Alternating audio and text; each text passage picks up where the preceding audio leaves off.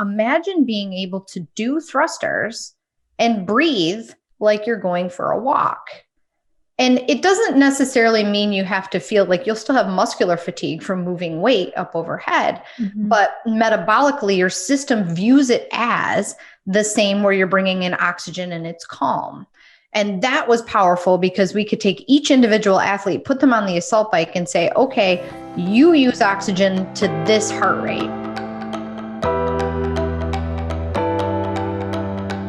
Hello, and welcome to Pursuing Health. I'm Dr. Julie Fouché, family physician and former CrossFit Games athlete. Here I bring you information and inspiration to help bridge the gap between fitness and medicine and support your journey toward your healthiest self.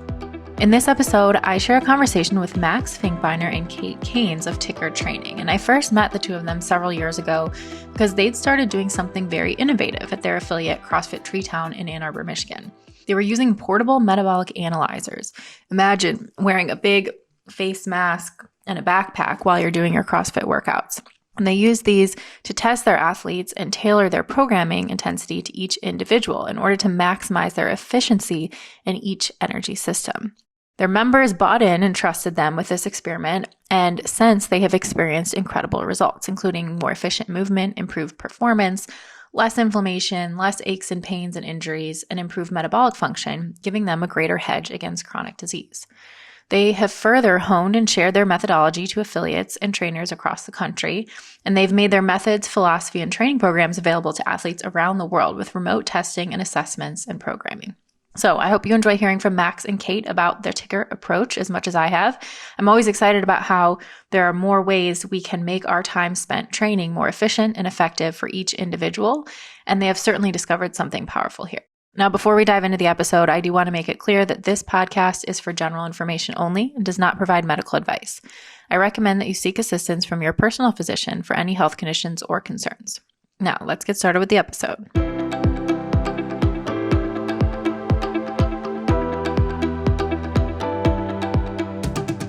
Welcome to Pursuing Health. I'm very excited to be here today with Max Finkbeiner and Kate Caines of Ticker Training. We first met, I don't know the exact, it was several years ago in Ann Arbor at your gym, which at that time was Treetown CrossFit. Correct. And I've just been really fascinated by everything that you all have learned and what you are doing with your athletes. And so I'm excited to talk a little bit more about it today. So thank you for taking the time and coming on the podcast. Thanks for having awesome. Thanks for having us on, Julie. Since you were at the gym that day, I was like, oh, we got to talk about this on your podcast at some point. Yes, so absolutely. Well, today's the day. Yeah. Today's the day. Yeah, here we are. That was a couple years ago now, wasn't it? It was. It had to have been 2 or 3 years ago, I think. Yeah. Yeah. Because after that, we spent some time chatting or even at the CrossFit Health seminars and stuff like that. Yes. So. Yep. And I think you guys came to Cleveland and did some testing there. Yeah, that's right. Yeah. Lots of things. So, well, let's just start first with each of your backgrounds, because you each have different athletic backgrounds that then brought you into CrossFit. So let's start there just to get a better idea of where you're coming from. Yeah. So I was a cross-country runner, thought I was a basketball player for a while. Then after high school running, went on to run in college a little bit. Worked really hard at that till it wore me out, and then picked up a bicycle. Had a natural gift and natural talent for that, or I just taught myself to suffer well enough that I adapted pretty quickly on a bike, and was a domestic pro for 4 years or so, where I was racing all around the U.S. and actually got the opportunity to go race in Tibet, which was a pretty cool experience. Wow. It was horribly hard, but I don't know, like the name of the race is like a race to the top of the world. Wow. I remember one day we started at stage 16,000 feet elevation, and that's like the elevation of Everest. So, wow. But anyway, talk about so after that, after that cycling career, I came home, started designing landscapes until I found CrossFit about 10, 11 years ago. And then started coaching shortly after, got my L1, and then not too long after my L2, and found I had a knack for movement and helping people improve their movement patterns. I love to suffer. So it came very natural to me at that time, and opened my affiliate a few years after being introduced to CrossFit. And, from there, it's just been quite a journey of getting to the point where I am now, of just experiences that have led me to, this thing called Ticker. So. And do you think it was just that you love to suffer, or what was it about CrossFit that really caught your attention that made you want to make it such a big part of your life to the point that you opened a gym? Yeah. It had a huge impact on me, my physical stature, from being a runner. And then, I had little bitty shoulders, and then I turned into a cyclist, and I had this big butt and big legs and little bitty shoulders, and as a man, and I don't know, I don't find that I clearly thought that was awesome. I have a picture I should share at some point with you, Julie, but it's like, I've just very little shoulders and a huge butt from riding bikes all the time. So, when I started CrossFit, I can still remember, I was probably about 3 months in, and I went to REI. I was going to do a Tough Mudder, and I was like, I need some gear, right? And I'd been running a lot, and I walk into the mirror, and I'm like, I could see a total difference. And I call my friend that goes to REI. I'm like, hey, do they have special mirrors here? She's like, what do you mean? I was like, I got traps. Super cool. So, you know how that kind of gets, you get addicted to that, and you see improvement. And, I went on that CrossFit train of just building muscle and getting better and having improvements, just, pretty much straight for 4 years, right? You're just on this upward trend for, improvement. And that's very addicting, and loved it, and loved the community of people that it attracted, that type A personality where everybody wants to be better and all that stuff. So I just decided there was a spot in Ann Arbor. I was like, man, this area right here needs a gym. Found a little spot, 1,200 square feet. It was like $2,000 a month for rent, right in Carytown, which Yeah, it's a great spot. We got all the students there. Yeah. And then about 8 months in, we were outgrowing that space. We had like 80 members starting from scratch and zero. And the space across the street opened up, which is where you came to. And it was a perfect building for that, and a perfect spot. Rent was a little high, but it was, and the neighbors didn't really like us, but, we just took off, and, we just were doing typical CrossFit. I went in and out of programming with, followed comp train for a little while, was doing my own stuff for a while, just was kind of letting the members a little bit dictate things, which was fine. But as an owner, as a coach, and as somebody that's trying to have an impact on people's health, it didn't give you a lot of satisfaction in that. So it's interesting how you talk about, rent was higher and you just started. So I came in when we moved across the street, and the neighbors, when you said the neighbors didn't like us, they didn't. But it's like the CrossFit kind of, they're the community, right? We all came together and we proved we're actually going to be great neighbors. We have something that everybody needs in this neighborhood, because our gym was an industrial building within a neighborhood, and very up and coming, like gentrified neighborhood.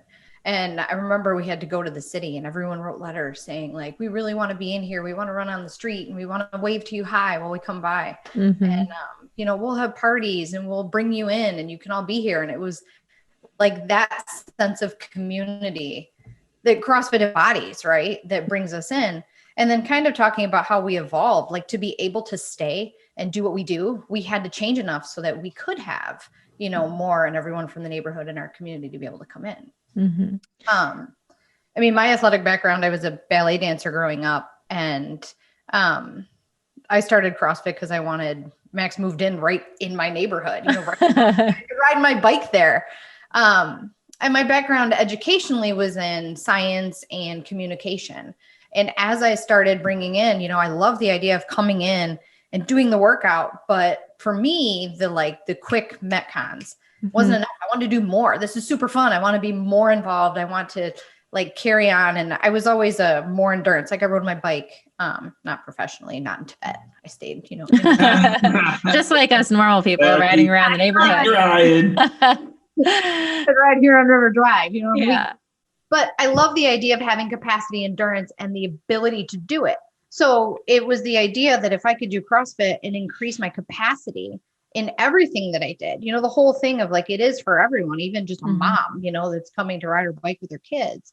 I started that, but started to notice that the people that Max attracted were people that wanted to be like him and compete in the sport of fitness, but also people like me and also grandma and also all these other people. And I remember sitting down and he was after a really long workout. And I was like, this is it. We're going to I want to develop something that could be more for more people. He had the competitive market. I never wanted to be competitive. And I'm like, what if I build an endurance program and make all of our members be able to do this even more?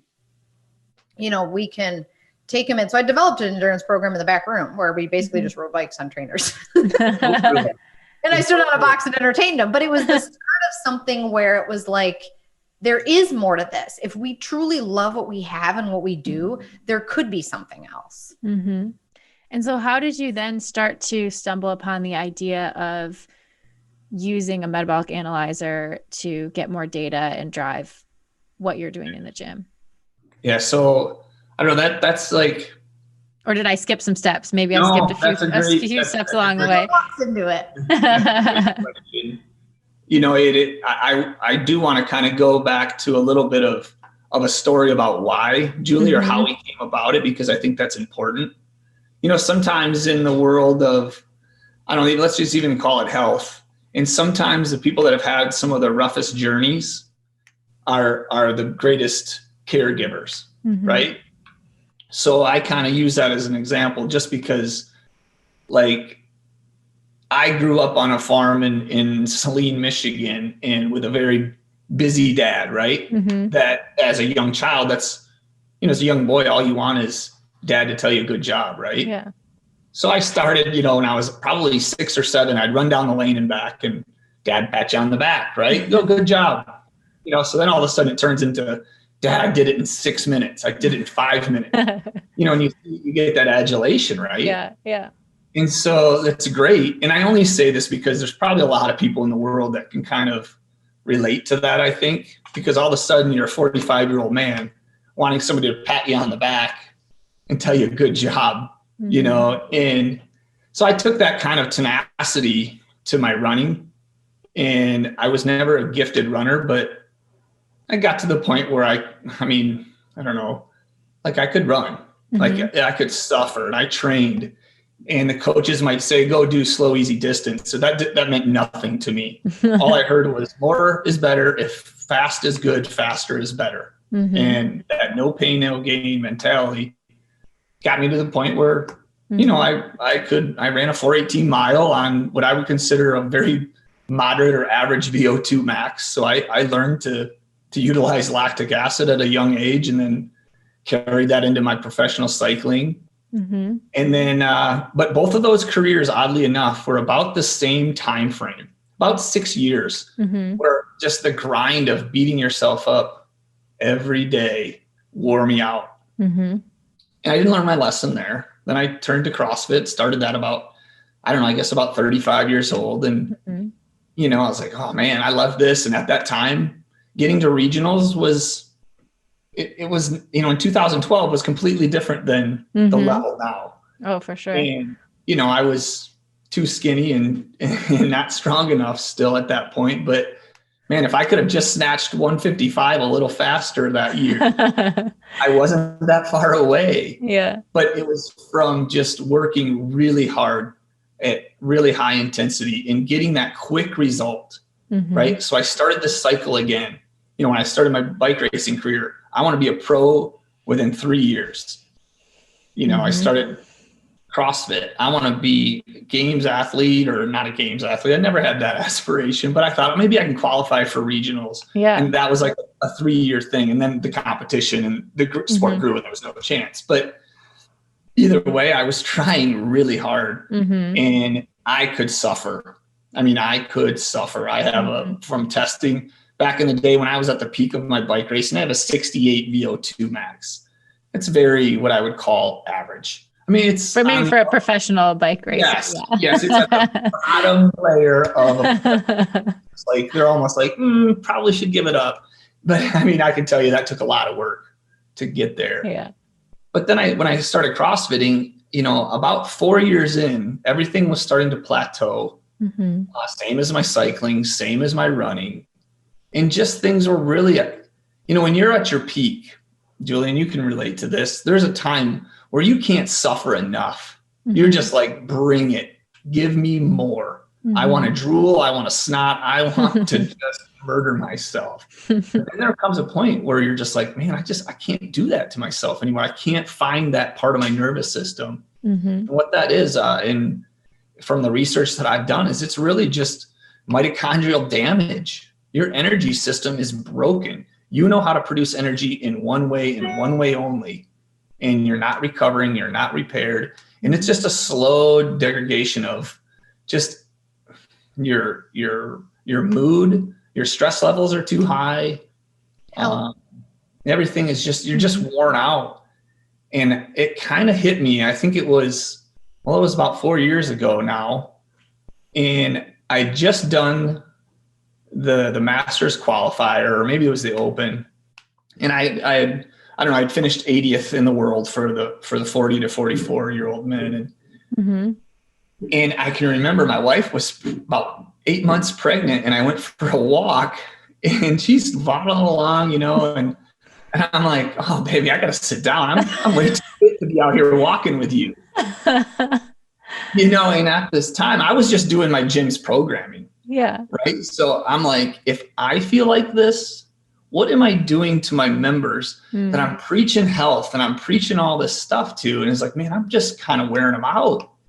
And, I was noticing members were coming, 2-3 days a week. When they were there, they were giving it everything they had, Julie. I can promise you that, because they were tenacious and they were having good results. And they were chomping at the bit for more. I mean, that was the key, is that you look at them and you end the day and you look out on the floor and you see all these people high-fiving and they're happy and they're excited. But then at the same point, it's like you watch them come in 15 minutes early to mobilize their shoulders, and these are guys that live in Ann Arbor that work at the university and the hospital. And it was that disconnect of exactly that. They want more, but if you get to the point where you give them more and you can't go for a walk, that's a problem. Yeah. Well, that's not health anymore. And meanwhile, people are like one thruster away from, just a sore back or not feeling really good, so. Well, it goes back to that, like, what is your goal, right? We're doing what we do in the gym so that we can be better at life outside the gym. And if we're having to do extra mobilization and all this stuff just so that we can feel good about our workouts, and we're not able to go for a walk with our 8-month pregnant wife. Yeah. Right. You get wind mowing the grass. That was one of my things. I was like, man, I'm really fit. Why is mowing the grass so tiring? What am I doing? Okay. So once you started to have some of these realizations and experiences, where did you go from there? I think the fun was when we started, for whatever reason, I always wore heart rate monitors when I bike, just so I could see some metric of change. And I remember it was a day that we both put a heart rate monitor on. We propped our little phones up in the corner of the gym and we're like, let's see what our heart rates do during CrossFit. Yeah. I mean, anyone can figure out your heart rate's obviously going to go up through CrossFit. And I remember, Max, you can talk more about Dr. Maffetone and how then you related into, endurance training for running and endurance training for cycling. That was an incredible amount of volume. And we never looked at CrossFit as volume training, right? And that's kind of what led you there. And I was just kind of at the same point. It was fun to see how that reacted between two different people. Yeah.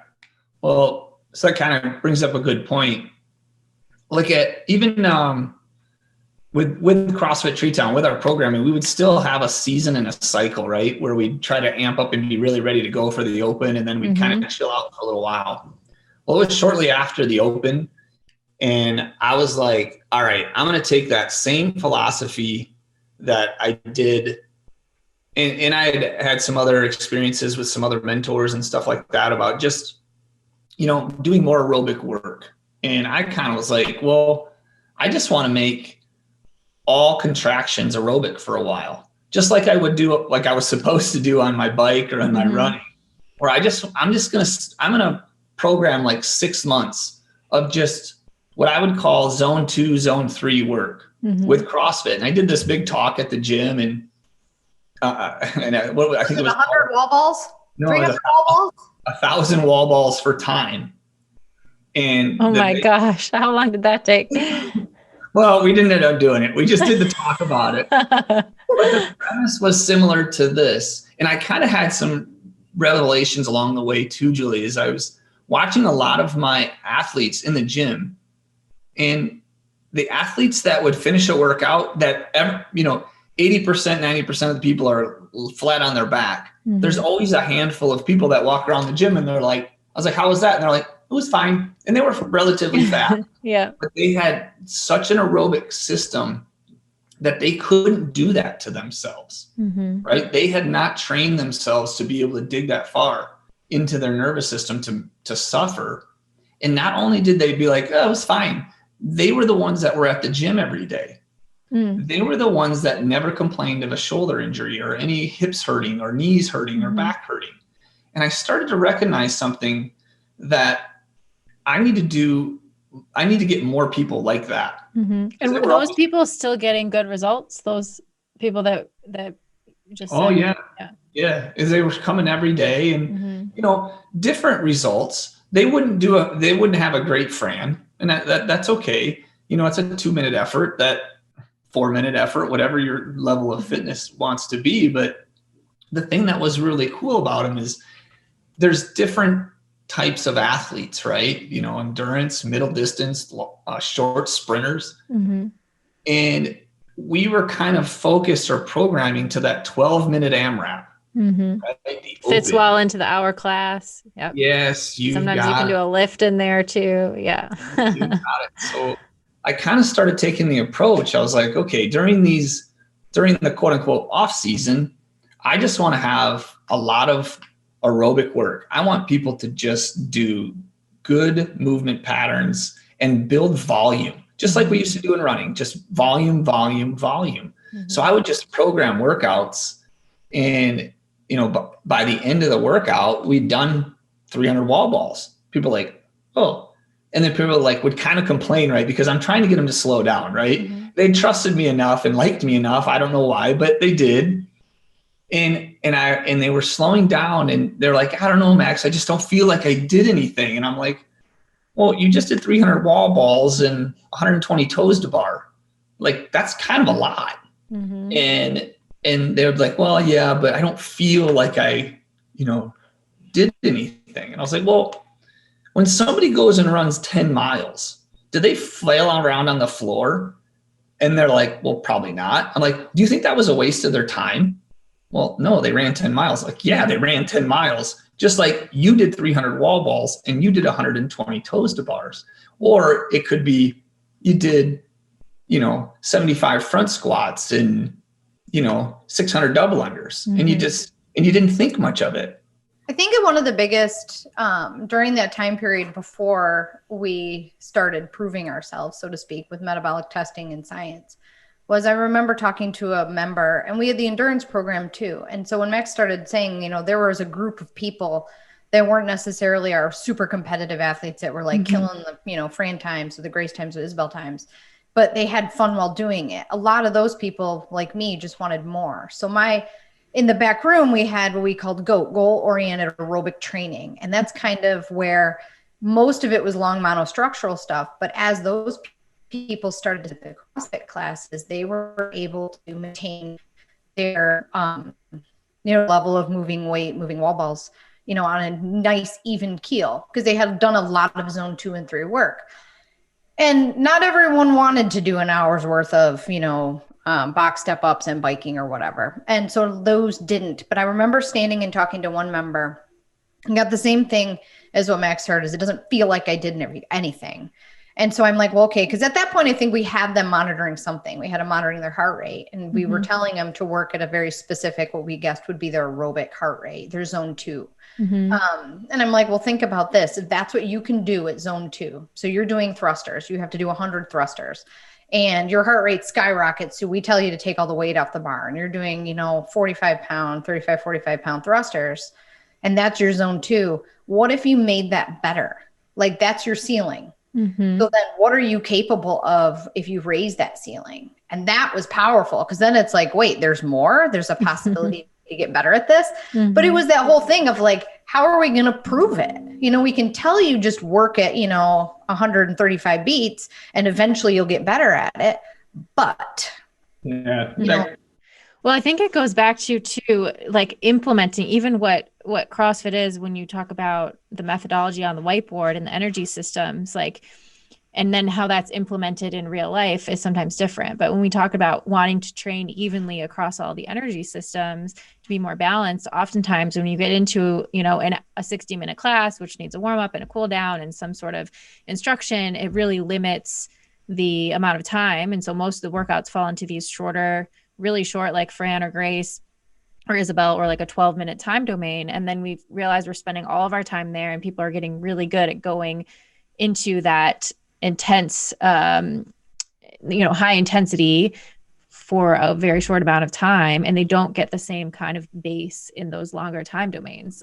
Like even if you would do, what's programmed on the main side of a 5K or a 10K run or row, a lot of times people are skipping those days because they think that it's, not as exciting as doing Fran. Or they're hitting them, and they're hitting them really hard. Yeah. Yeah. Well, our point was then, where is intensity? What is intensity? Like, just because we've got one person able to do that, here and here and here, and they're all, obviously everybody's different, but what if someone's zone 2 is someone's zone 5? And that's kind of where it came into. You do need to train all the energy systems. And we didn't just slow down CrossFit and do really slow CrossFit. That was one question we got, like, do you just go really slow all the time? No.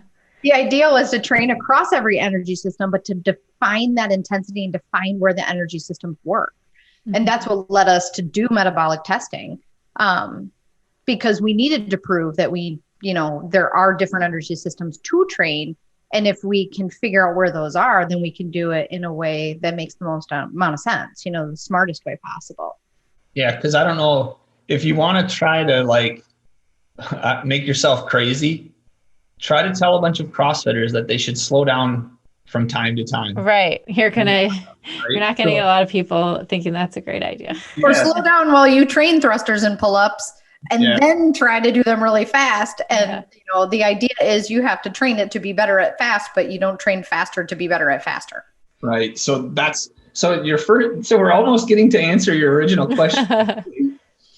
So why did we use metabolic testing? Well, I kind of use this as an example, just as like, well, first of all, I wanted to prove to everybody that doing 45-pound thrusters for a while, just doing high volume of them and at a slower pace, at a lower heart rate, is going to make metabolic adaptations that are going to serve you well at all levels of fitness, at all different intensities. So I needed to, all these people that have trusted me for the last 6 months that were slowing down, that didn't like it, I needed to show them, although you don't like it, this is going to be really, really good for you.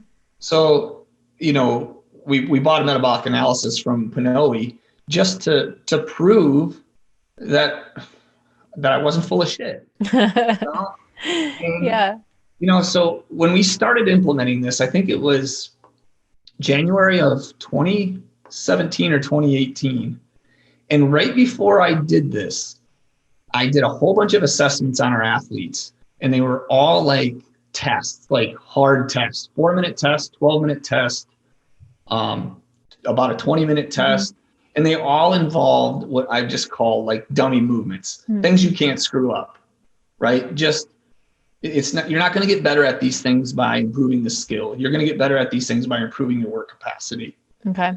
So like examples like squats or burpees or things like that? Yeah, it was burpees and dumbbell snatches, push press and assault bike. Mm-hmm. Just in the test all had different time domains. Mm-hmm. And I was like, okay, well, we're going to test everybody and then we're going to slow them down. We slowed down for about 6 months. You say, Kate, it was about 6 months. Yeah. And then I was like, all right, let's redo those bad boys. And I had this one member, she texted me. She's like, I'm not even coming in today. There's no way I'm going to do better. And I was like, come on in, prove me wrong. So you can go back into crushing it every day for 12 minutes, and I like just kind of show like, hey, we were missing part of our fitness. Mm-hmm. She comes back and, this is like a 20-minute effort. She's a minute 30 faster. Wow. And this was across the board, Julie. This was every single person. Mm-hmm. And the reports on those too weren't just I got faster and I just suffered more. It was I got faster, but it was almost like, yeah, like, how'd that happen? Yeah. They walked away from it. It didn't necessarily feel harder. Correct. There's so many conversations that I could get into with that kind of statement, Julie, because people would always be like, I just don't feel like I went that hard. It's like, you were a minute faster though. There's another reason that we bought the metabolic analysis. Yeah. I don't want to talk about feelings anymore. Yeah. I want to prove to you that you're faster, you're better. So you can't tell me you don't feel like you're getting a workout. And Can you explain what the metabolic analyzer is? So I think like for people listening, obviously just the fact that you pre-tested these workouts in different time domains, you did an intervention, which was kind of forcing people to slow down a little bit, and then retested and you see they got faster. That is telling me their fitness is improving. But what additional information and data are you getting from the metabolic analysis that's helping to guide this? Go ahead, The Kate. metabolic test is, so what it is, it's a mask on your face and a backpack on your back. And I have you ride an assault bike at increasing intensity, RPMs, until you can't maintain my intensity anymore, the RPMs, and then we watch recovery. What it measures is the amount of oxygen you bring in relation to the carbon dioxide that you breathe out. Then I get a really cool report on the screen that tells me things like your VO2 max, which is on the assault bike in that moment. It gives me an idea of how much oxygen to carbon dioxide you're using. And that's a very specific ratio that we use to measure stress. And I liken this to runners. Like when you go out for a run, if you're not a runner, most people, especially CrossFitters, hate running because it hurts and it's hard and you breathe heavy. Yeah. And so I think about it and I'm like, okay, so everything, the goal in life is to breathe air. That's our job as humans, is to breathe. So what it is it shows us where we stop using oxygen in relation where we're not bringing in more oxygen to carbon dioxide. So then the metabolic portion of it is your body allows you to burn fat as a fuel source while you're breathing in oxygen the most. So we use those two words in congruency of each other. So I can see where you're burning fat, where you're efficient versus when you cross over to breathing out more CO2 than you're breathing in. So that's when you're running and you feel like I'm taking a deep breath in and you're huffing out a lot, or your breath rate goes up really high. That's really stressful on your system. That's when you're burning carbohydrates for fuel. And so we can show on a chart where you're using oxygen and fat versus carbohydrates and breathing out CO2. And the most powerful thing was to show these people that are more aerobic athletes. Aerobic means obviously with oxygen, can hold on for a significant amount of time with oxygen. So then you take them back to those thrusters, and I've told them, like, imagine being able to do thrusters and breathe like you're going for a walk. And it doesn't necessarily mean you have to feel like you'll still have muscular fatigue from moving weight up overhead, but metabolically your system views it as the same where you're bringing in oxygen and it's calm. And that was powerful because we could take each individual athlete, put them on the assault bike and say, okay, you use oxygen to this heart rate. Therefore, as long as you can do those things at that heart rate, and for some people it was like, 160 beats. Some people it's like 100 beats. And that started those conversations a little bit too about like, hey, you really only breathe easy to 110 beats a minute. Why? It's not necessarily like you're on an assault bike. It requires no skill. Like you're just sitting here now. But then it started bringing in those conversations for us about health. How do you eat? How do you sleep? How's your stress? And I remember having athletes come in and I'd be like, you've got a lot of stress in your life. Something's going to give. The body can only take so much. And it shouldn't be your workout. It shouldn't be the exercise that you do to come in to better yourself. And so for us to be able to pinpoint those moments was key. Mm-hmm. And I think that's a great point, Kate, that you make as far as, you know, this metabolic analysis device has really brought a level of expertise and guidance for us as coaches to have really valuable conversations that improve members' health. And, you know, that PNOE or that metabolic analysis device gives a really big insight into their level of physical and emotional stress. We see it in RER numbers, and that RER number is that ratio between oxygen in, CO2 out. And you can see it so it's not that these numbers are set. These numbers can very much be manipulated by diet, exercise, stress management, sleep. So, you know, that's one of our things at Ticker that we've been striving for is defining health. And, you know, I woke up, I don't know, getting ready for this podcast, Julie, and I woke up at 3 a.m. and I kind of was like, you know, no one is ever actually achieved health. We're just constantly practicing it because our bodies are in a constant state of, you know, influx and trying to find homeostasis. And we just constantly get in its way with work, life, sleep, stress, beer, exercise. too much exercise, not enough exercise, right? So this metabolic device allows us, because if somebody puts this thing on and they immediately are only burning carbohydrates, that gives us some insight really quick into, okay, so let's back up for a second. Somebody with a really nice metabolic profile, which would be somebody that I would consider that can burn fat or utilize oxygen really well into higher intensity or higher heart rates, and then go into carbohydrate, then just chill out for a hot second and go back into fat burn. Many people that don't have a well-trained aerobic system or metabolic system, the minute they do anything that is of any intensity, they go straight to sugar. And some people that's sitting around, right, laying around, they burn sugar because of food, diet, and poor health and lifestyle choices, right?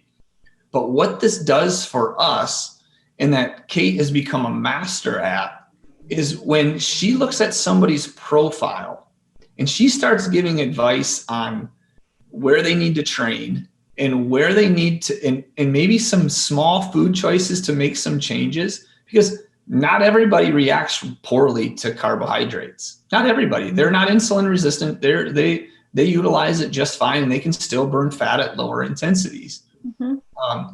But what we have become really, really good at, I think, is defining intensity for people so they learn where's the switch. If I stay here too long, this is going to make me sore. This is going to potentially do the negative on my health. They also recognize, like, hey, I need to play in this intensity a little bit to improve my cardiovascular strength, right? But they also know, like, man, I don't feel like that would be good for me today. I didn't sleep well. You know, there's so many avenues to this thing, Julie, that we've kind of like stumbled across. Like, for example, CrossFit Tree Town, when you came to the gym, we were really, really good for that hour that you were in front of us. But I would always talk with my coaches about, man, just the minute they leave, it's just too hard to help them. I have no way to keep up with them and to continue to improve their health. And the minute we started doing metabolic analysis and watching heart rates, like, so I use myself as an example. So if I can generally row on my rower at, let's just call it 900 calories per hour, it'd be about 130 beats for me. That was a really high fat pull. That would be my general fitness level, right? And then the next day I come in and I go to do that same thing, but the night before I ate Chinese food. And all of a sudden my pace is 750 at that heart rate. Yeah. So now all of a sudden I'm starting to recognize, like, my choices outside this gym are affecting how I perform. And that performance, all it's telling me is, like, hey, Max, to continue to pull fat and to continue to not overstress yourself at that heart rate, maybe you shouldn't eat Chinese food. It gave us an immediate way to connect with our members, our clients in the moment. And that's why we used heart rate. It is the fastest bit of feedback that we could get immediately. And there are lots of other things that we analyze with that. But, if you came in, that was something that everybody could look at. And it's interesting because we had worn heart rate monitors while doing CrossFit before. We're like, hey, look, thrusters make your heart rate go up. But does it make your heart rate go up more or less than the day before? Is it, sleep stress or something else? Or do you not know why your heart rate is up that day? And that's another conversation of like, oh man, something is bothering me, or I'm overtrained, or I've made metabolic adaptations. So Max had mentioned earlier that, for some people, it was being able to become metabolically flexible to hit, the top zone 4-5 and come back down. And then some people, the ones that, couldn't train that energy system. And that became important too. You do these metabolic analysis and be like, you use oxygen phenomenally. You're a great athlete. But what about if you want to, you've earned the right with being able to be efficient and feeling good, but then you really want to go and hit a 2-minute Fran. Well, that's going to be training that then we can decide where that happens, and then we can see adjustments here, there, and everywhere else.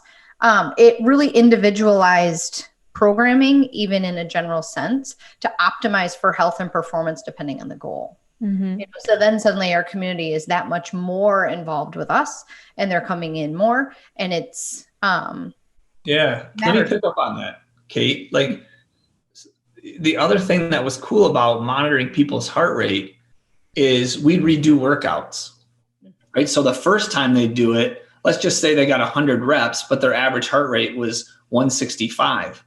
Well, then 3 months later, they do 115 reps, but their average heart rate was 140.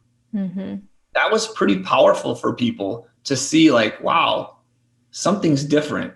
I'm making changes. I didn't have to work as hard, and I still did better. That was lower stress and the same effort. Yeah. And we have just thousands of workouts like that. And we watch people's heart rate trends that we have a few people in the industry of CrossFit, and they think heart rate monitoring is stupid and you're going to have a certain reaction. They're not understanding that you can manipulate this stuff. Yeah, that's what I was going to say, is it wasn't just one test. You get an initial test. And Max and I would wear, the metabolic analyzers and not just sit on an assault bike. We would do thrusters, bars and thrusters, anything that we didn't hit the mass with. Yeah. Watch what happens under the stress of all sorts of different exercises. Which is so new too, right? Like this is the first time where you've had portable metabolic analyzers that will allow you to do functional movements and be able to do pull-ups and thrusters and all kinds of stuff, where traditionally that was only able to be done on a bike or on a treadmill or something like that. So we're learning now physiologically what's happening in these CrossFit workouts, which have been so effective at improving fitness, but now we're able to actually see what's going on a metabolic level. Yeah, which is a fun thing too, to figure out, like, Max figured out anything pressing overhead wasn't a strong movement. It was stressful on him. But something like squatting was not, and it's different for everybody. So then taking in these initial tests and then training, and not only did they see changes in their results, but then to be able to ask for another test, like, hey, I want to see where I'm at. I noticed that I was 20 beats lower on that same workout. What does that mean? For me to then retest them and be like, that means that you're using oxygen longer. So you're getting, you're breathing easier while doing harder and more things. How fast, how skilled, how heavy can you go while still being efficient, not stressing your body? Then we noticed, and Max, you can get into this too, because as you watched your people that you started the gym with, we noticed them looking healthier, turning the right color because they're using oxygen more. They were at the gym every day. They weren't just 3-day a weekers anymore, or 2 days. They were coming all the time. That was super fun to see. And just the other things that everybody was, so we have this metabolic device that shows changes in your stress loads at exercise and at rest. But we also do these things, the symptom surveys, and just what I would call like a health questionnaire. Scores were going down on those. If you were to ask people, like, Are you sleeping better? Yes. Mm-hmm. Are you eating less sugar? Yes. You know, migraines, tummy aches, heartburn, all that stuff. Yeah. you know, that's one of the hardest things is as in the CrossFit community, we get a little bit caught up like, oh, I exercise so I can eat donuts. And we kind of glorify that. Mm-hmm. And it's like, well, yeah, like if you're going to go and burn sugar, like for an hour and your body only knows sugar, guess what you're going to crave when you're done? Mm-hmm. You're going to crave sugar. And, you know, so kind of that was another, what we would just kind of consider things that we noticed with people. They would just talk about like, they don't crave as much sugar. Well, yeah, you're not requiring as much for energy throughout the day because you're utilizing more fat. I mean, we have infinite amounts of fat to burn in our bodies.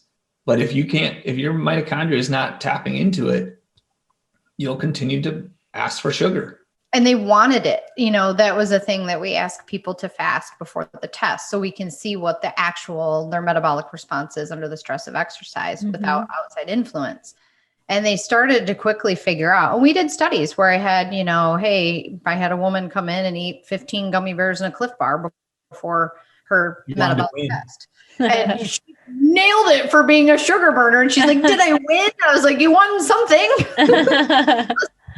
But, you know, and they quickly figured out that the metabolic profile was definitely impacted by what they ate, how they slept, how they trained. So they stopped doing those things that were detriments to their health because they wanted to have that better, you know, look into their metabolism and their health, which then, you know, hey, if I get 5 beats on, you know, the heart rate I get to train at, and all I have to do is go to bed at 9 and not eat ice cream before then, it was powerful. You know, we're encouraging them to take responsibility and control of their life outside of the gym so that their life inside of the gym was hugely impacted, and then they felt better, and then they could do more. And that was a good motivation for a lot of type A CrossFit personalities. Totally. They want to try to, how can I optimize this? Because that's really like at first, when you start doing some of our ticker programming, it's like generally your metabolic profile isn't awesome. You don't understand it. You haven't spent enough time doing aerobic contractions. So at first, results are a little bit slow. Now, when I say results, I mean maybe losing fat, maybe building muscle, maybe being able to go as fast as you want. But the results internally, metabolically that are happening are very fast. And we make changes very, very quickly. And we have thousands of tests pre and post now that prove that. You just have to do a handful of things and you can make major metabolic adaptions. And all the side effects of being a flexible metabolically person turns into a better overhead position, a better overhead squat, a smoother back squat where you can find lower depth, less aches and pains.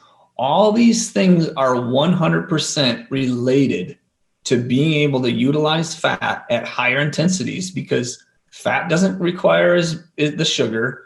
It doesn't get as hot. It doesn't create the inflammation, and it allows you more time to be able to do more work. So part of it is just understanding where you are in your life cycle of either training or health. And I will, if anybody wants to argue and tell me that there's a better method or a better way to show people in improving their health by improving their metabolic profile, bring it on. I'm sure I can find a lot of quote unquote experts to come support me on that, because if you are reducing inflammation, and inflammation comes in many, many manners. And if you are a metabolically flexible person, you're going to feel better, sleep better, eat better. And that's, and it doesn't come fast. I mean, into that point, I remember telling people, like, if it's so easy to go slow, then why can't you do it? That's right. Especially CrossFitters who are like, but I don't want to slow down. And volume training is effective in, you know, development of motor pathways and movement patterns and stress response and energy system training. There is all that comes with it. And a lot of people are like, you just do a whole lot of CrossFit really slow. We do, but then building up that volume is what opens up the ability to train in the other energy systems too, and the aerobic skill development, but it's hard. And having the metabolic analysis device, at least then we can prove that we're making adaptations and we're changing. Maybe your intensity starts here right now, but you make some changes. Now your intensity opens up to be here. And it can go the opposite way too. Like, man, you can work all the way up here at this really high heart rate and you can kill some, benchmark workouts. You don't want to do those every day or your body is going to not recover. So we also can figure out how to hit that adaptation range and recovery and prioritize that depending on goals. And that's powerful because if you're going to bother, going into the gym to work on your health, then you better make it about working on your health. Mm-hmm. And I think the point to make too is that it's not like you're changing this training and then you're only training slower workouts and your Fran time is going to get worse and all your benchmarks are going to go down. No, actually by training this way, you see people improve those still very short, high intensity benchmark workouts. 100%. They just have to be patient. And many of us are not. Right. It's hard to be patient. We all want to be Rich Froning and Julie Fouché and now Matt Frazier, right? Yeah. But I would say too, I think for me, just anecdotally, one of the reasons I think I was so successful when I was competing was that early on, my coach programmed tons of volume and I would be in the gym for hours. And, yes, I would do still short, very intense efforts, but I would do a lot of stuff that was just volume. And I think that's what ended up helping me be better at those longer workouts and just better at pacing. And you all talk about having those numbers to help guide you and find those thresholds. And I think one of the things that allowed me to be successful is I intuitively could feel when I was crossing those thresholds and was able to pace workouts really well. But that doesn't really come easily to everyone because oftentimes we just push it too hard, too fast, and pacing is a learned skill over time. And so I love what this provides because it basically just gives you more data and more numbers to be able to do what your body needs. Like you said, whether it's making lifestyle changes outside the gym, like we all know, I need to sleep more. I need to have, manage stress. I need to eat better, like all these things. It's nice to know it, but when you start to see it in the numbers, then I think that's a lot of times when people start paying attention. So I love just using this as a tool and as data to be able to drive people's decisions inside and outside the gym towards health. And it's not necessarily just for our competitive athletes either. People that have a background in competitive sports, look for those metrics. But what about, your CrossFit appeals to everybody, grandma and the mom next door, those people having those metrics too and seeing, how their stress levels are and how that affects their exercise. They come into the box and they want to just do something for an hour to better their health. We can help them too. And we can help them learn and understand what a lot of athletes already understand, that the why and the how and the details of the science behind it, and then how to get better and to seek more, not just be a box checker, went to the gym, but make it matter. And to pick up on what Julie said, she was intuitive and knew, I need to just back off a little. We're able to define where that point is for people, for dummies like me that had spent years either diving into that no pain, no gain, that needed the pats on their backs from their dads, the people that are just trying to win the day constantly.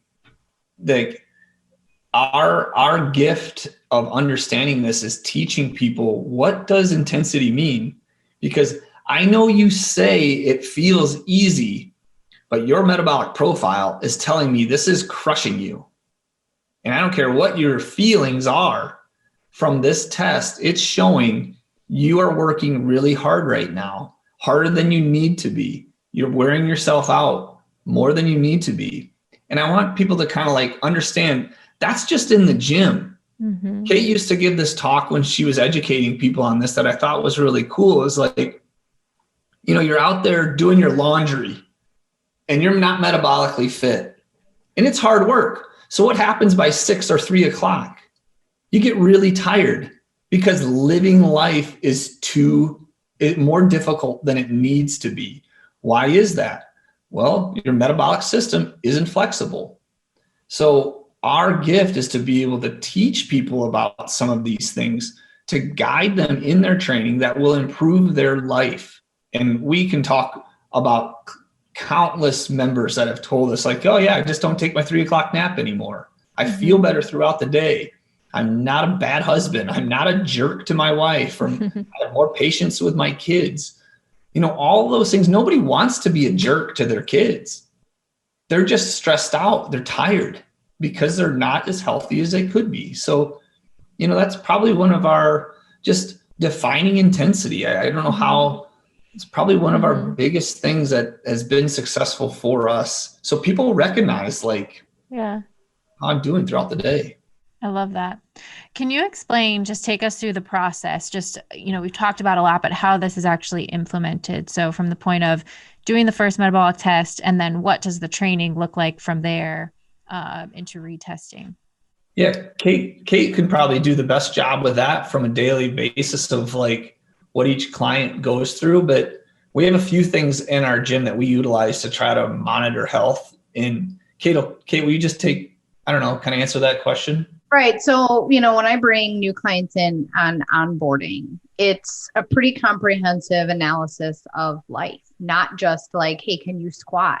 One of the things we do is obviously the metabolic analysis. And so we look at the metabolism at rest first in our resting metabolic rate.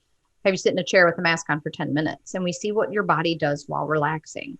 That's really important to know because it gives you an idea of how stressed out your system is, under no stress. Then we do the ramp up test and we figure out what your system does under the stress of exercise. So what that tells us is, we've talked about this, is, where you use oxygen, where you don't use oxygen, where your body gives you what fuel to use and when and where, and we determine that heart rate. I also do body composition analysis in 2 different ways. We do an in-body analysis that gives us an idea of visceral fat, total body fat, total body water, muscle, bone, all that kind of stuff. We look at those just to monitor progress. So I kind of tell everyone, these are just numbers. It's a snapshot. Just like everything else, it is a set of numbers that we're going to look for change in. We use a Fit 3D, which spins around and gives a 3D image of the body, which takes a bunch of measurements. So I can see side to side if we have any muscular disparities between, like, hey, your left quad is an inch bigger than your right quad. Why? And we can figure that out. And that also gives us an idea of alignment and balance and all that kind of stuff. Then we do a 3D movement scan. So I put them in front of a camera with a 3D mapping technology, and I watch them squat and bend and press and move in space so I can see with angles and circles how they actually move. This gives me an idea of what the whole human looks like. So then when we're designing training, we can figure out like, okay, our metabolic profile is here. That's part of it. You're going to wear a heart rate monitor and we're going to make that better. But then movement patterns. If your body's stressed out squatting because you have a bad hip, and I can see that your bad hip's actually related to like some shoulder something or other, then we can start working in a non-stressful way to fix how you carry yourself in space too. So, you broke your collarbone as a kid and there's a whole bunch of metal there, which causes the musculature to develop in a way that's holding that safe. That's going to affect everything on one side of your body. Well, if I can determine the stress level out in the gym where you're rowing and you're skiing or you're running, and then I can start building up all those little muscles and monitor that progress, suddenly all the numbers get better, right? And your body's not stressed in a movement anymore. And start to develop posture. Let me pick up on that point that you made real quick. I think that's really important to understand is when we're doing all of these assessments, the goal is to then utilize that information to make positive adaptations. So why are we constantly talking about slowing down or maybe reducing stress or strain? So we can actually adapt to changes. That's what's important. So you hear Kate, she's just casually talking about she can monitor stress and change. Well, why is that? She wants people to have an understanding of what is stressing them metabolically, how hard are they working in the gym, so they have the actual capacity to make adaptations and change movement patterns. Because if she goes out there and says, go, they're going to fall into their same old patterns to survive and to get the work done. Mm-hmm. So that's why we see so many positive movement pattern changes over time, is because when people are under control in a Metcon and they're just breathing through their nose and having a good time and a little bit bored, you know, it gives, and Kate can walk by, our other coaches, Alex can walk by and say, hey, you're pulling to the left on your squat. They can go, thanks. And now they think I need to pull out of that, and they can start trying to fire that, you know, right glute more, you know? So it's just having that awareness and setting that client or that member up to make positive adaptations without the worry of what's my time. I think one of the the first things we see change in, and this translates into life, is posture. You know, how we hold ourselves in space, and presence in that matter, from confidence, like as humans, when we're out doing whatever it is that we do outside of the gym. We do a postural analysis, and the first, you know, change that everybody sees when we spin that body to the side is like before, because we are, you know, a society that spends a lot of time rolled in on our phones and computers, is suddenly you see this like opening and this strong athletic presence. Well, that makes, you know, your belly look better, and your butt look better, and your shoulders look better, right? But it's also development of all those muscles that are going to hold us in an ability to carry on in life. And that's powerful to see, of like, hey, look, I look better and I feel better when I'm walking to the mailbox. And then you start to be motivated to do other stuff. I kind of joke about like, why do we do deadlifts? Well, when you're a great old lady with, you know, 100 cats, how are you going to pick up the cat litter? That stuff's heavy.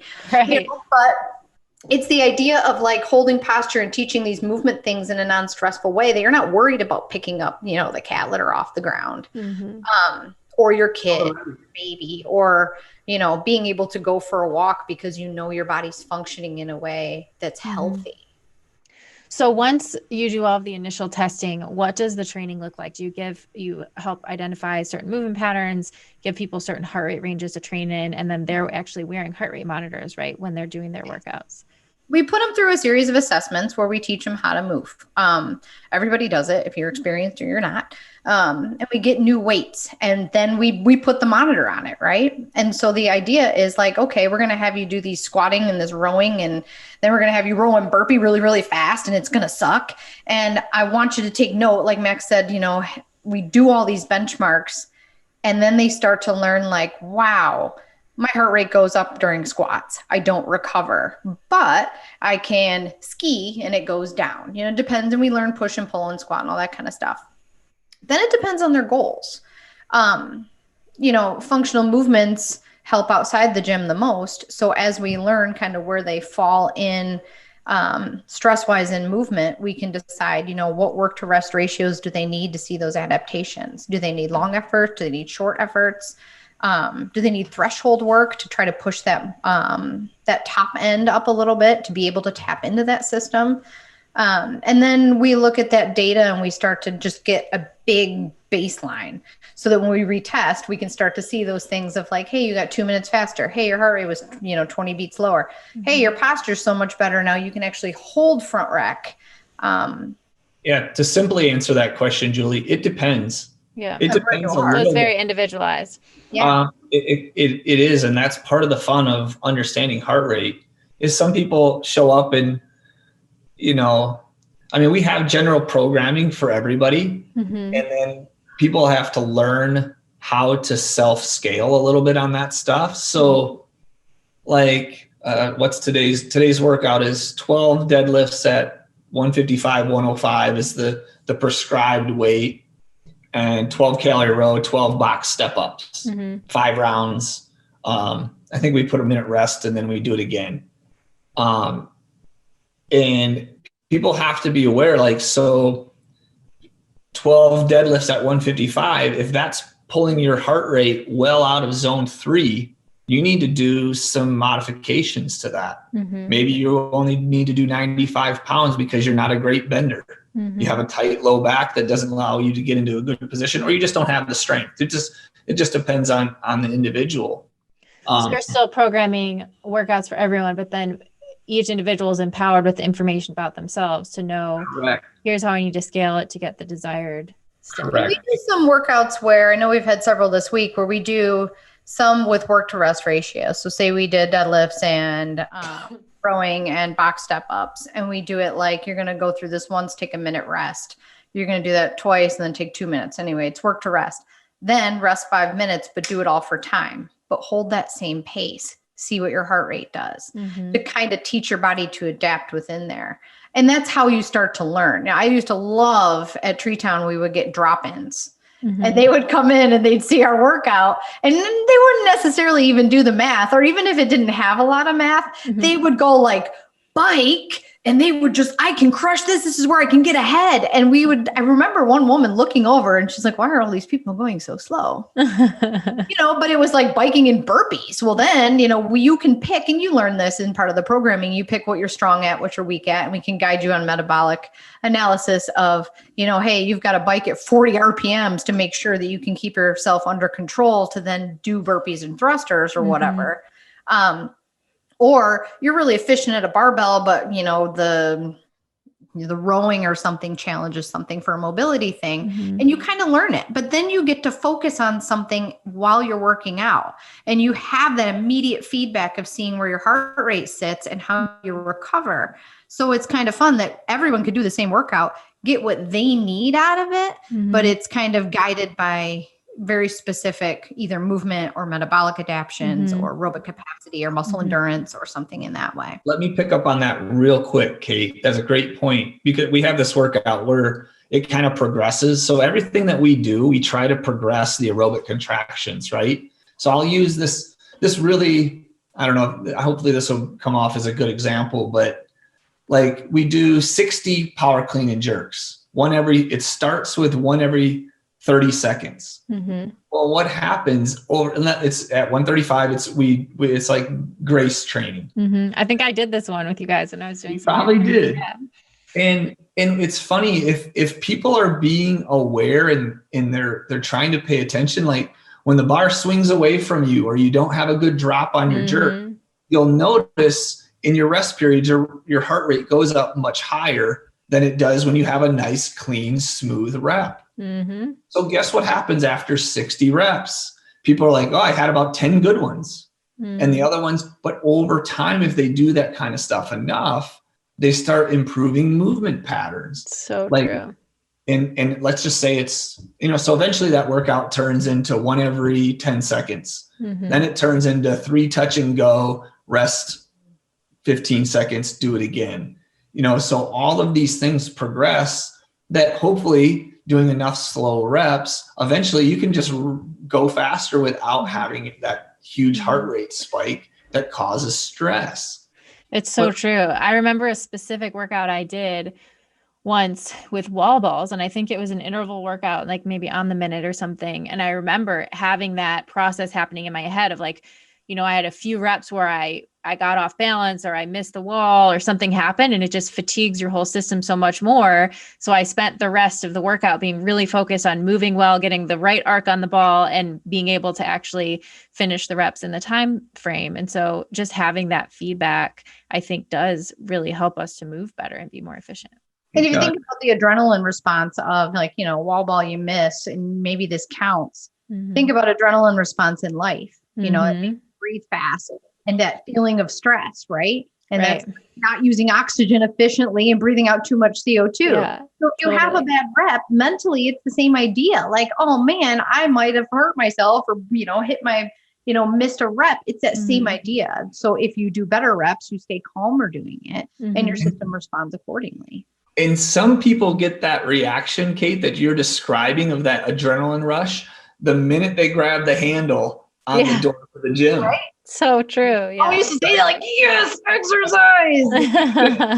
It's so true. And they've turned on this whole fight or flight pattern, about, and they're coming to the gym to improve their health. And all you just did when they grabbed that handle was turn on the stress mechanism and all of a sudden they got to pee before they go because they're hyped and they're ready to, fight a bear. Yeah. And it's like, you need to be able to fight that bear, being like, yeah, let's go fight the bear. Right. You can have a better outcome potentially because you're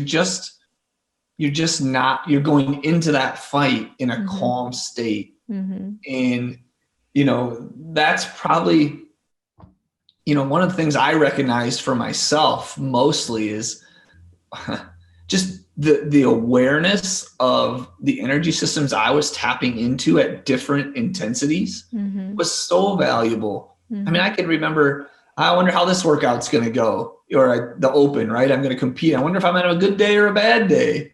Well, I don't know, dummy. Are you going to go out too fast and then try to hang on and not be able to keep the pace? Or are you going to actually listen to what you've been taught? Well, you bring up a good point when you said compete every day. And that's one thing we say is we train every day. We test to make sure our training is working, and we expect you to go all out on this testing, but then we compete for fun, if that is something that you want, but those are all different things. And it's that walking into the gym to compete with everybody. That's not an idea of health. Training is to better yourself. Testing is to make sure your training is working, and then competing is the fun part about it. And so it's trying to find that balance. Right. That's beautiful. Well, I love everything that you guys are doing. And I love just being so empowered with so much more data to help drive our behaviors and really be focused on improving our health overall. And interestingly enough, if we focus on improving our health, probably our fitness is also going to improve, especially if you look over the spectrum of our entire life.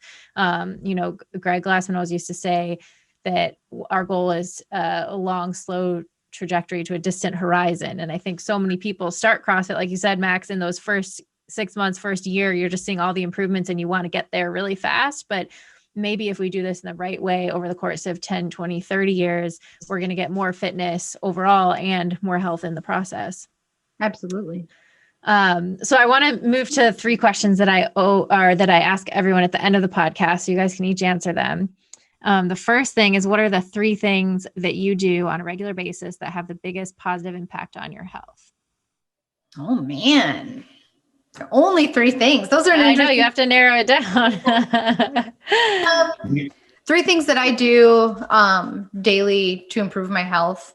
I think my training, my coming in and making sure that I know what I'm doing, and I'm making that count.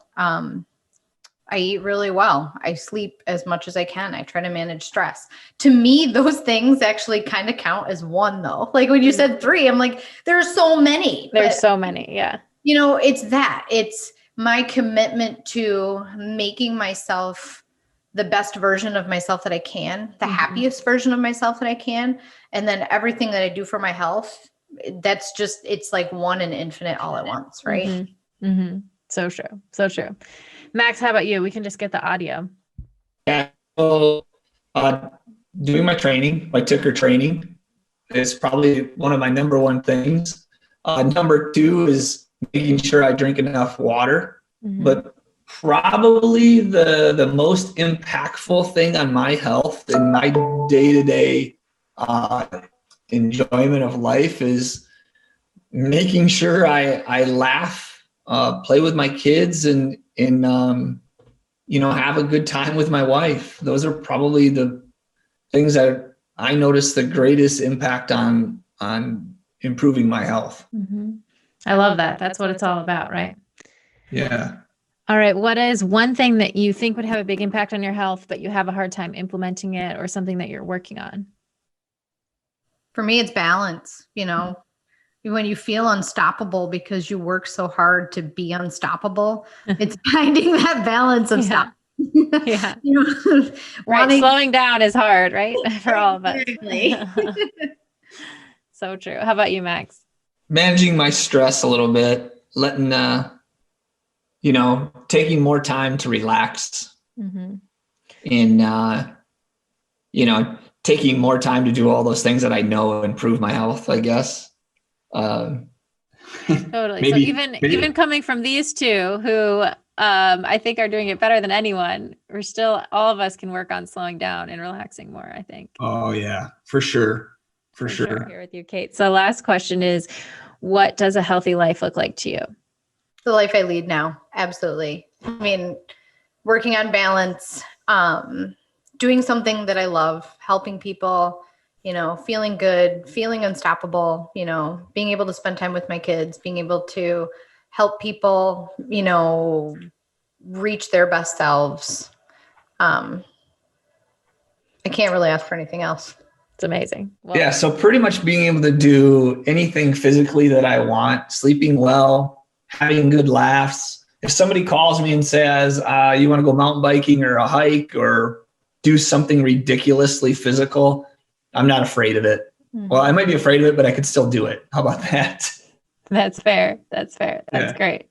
So awesome. Well, I really appreciated this conversation and everything that you guys are doing, and just the way that you are always trying to find ways to improve yourselves and help your members and other people improve their health, and doing it in a very objective way. So thank you for everything that you all have done. And if people listening want to check out more about Ticker Training or what you're doing, where can they find you? We're on Facebook, Instagram, Twitter under Ticker Fitness. And that's our website as well, tickerfitness.com. Awesome. Very good. Well, thank you guys so much. Thanks for having us, Julie.